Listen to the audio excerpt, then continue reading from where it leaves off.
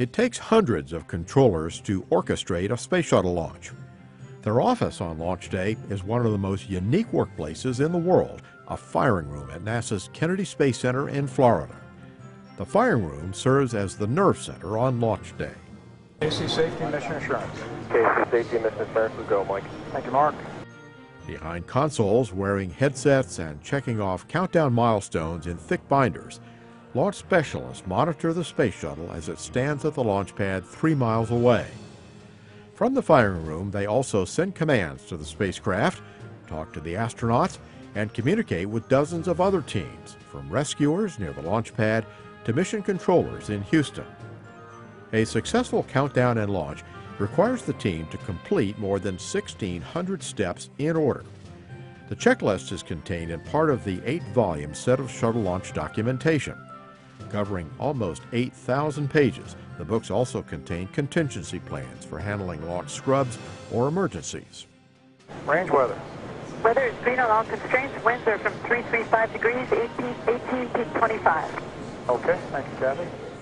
Keeping track of the countdown as a whole are the Shuttle Launch Director and the NASA Test Directors, or NTDs. They sit in the front of the firing room at consoles on risers. The orbiter test conductors share the second row with the NTDs. In the back of the firing room, facing the 2-story window looking out at the pads, are a series of horseshoe-shaped cabinets.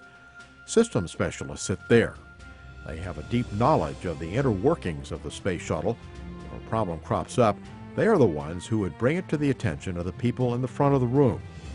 The specialists also would be called on to come up with solutions to allow a safe liftoff and present them to the launch team. NASA built space for 4 firing rooms on the upper floors of the Launch Control Center at Kennedy during the Apollo program. Each one is dominated by the angled panes of glass that let controllers inside see the spacecraft on the pad and during the first minutes of ascent. When the first space shuttle mission launched on April 12, 1981, controllers in Firing Room 1 had the primary responsibility for the liftoff.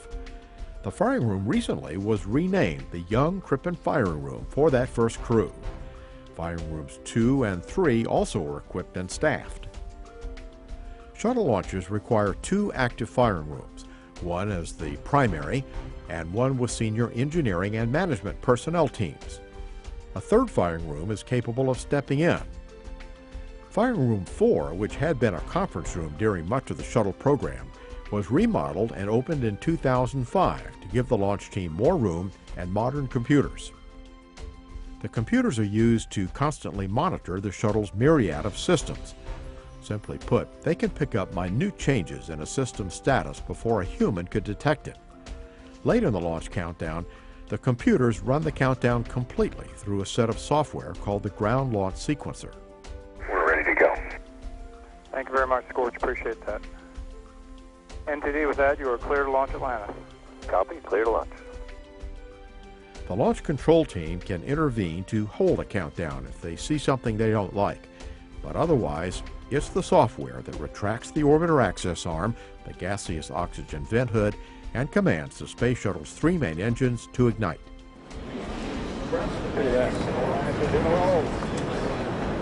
Roger, roll. Beautiful sight.